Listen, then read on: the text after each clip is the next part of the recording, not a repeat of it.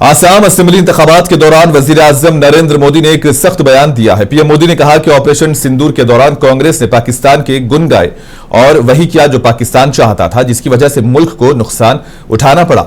वजीर-ए-आजम ने मजीद कहा कि पाकिस्तान से ताल्लुकात और कांग्रेस की पॉलिसियों की वजह से कौमी सलामती मुतासर हुई है और अवाम को इसका बराह रास्त नुकसान हुआ। साथियों, यहां तो बहुत बड़ी संख्या में हमारे सैनिक परिवार भी रहते हैं।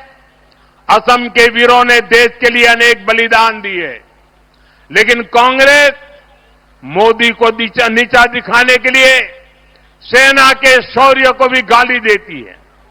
सर्जिकल स्ट्राइक हो, एयर स्ट्राइक हो, हमने देखा है कि कांग्रेस ने हमेशा दुश्मनों के एजेंडे को ही हवा दी है।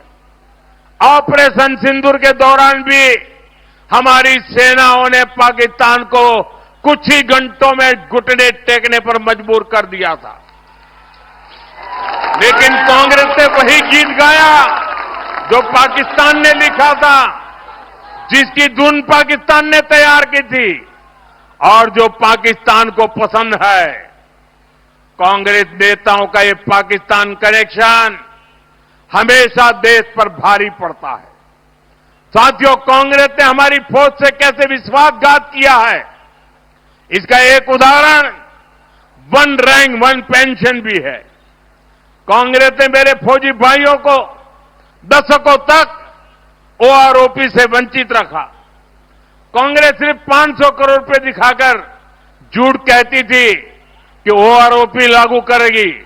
ये बीजेपी एनडीए सरकार है जिसने ओआरओपी का लाभ मेरे फौजी परिवारों को दिया।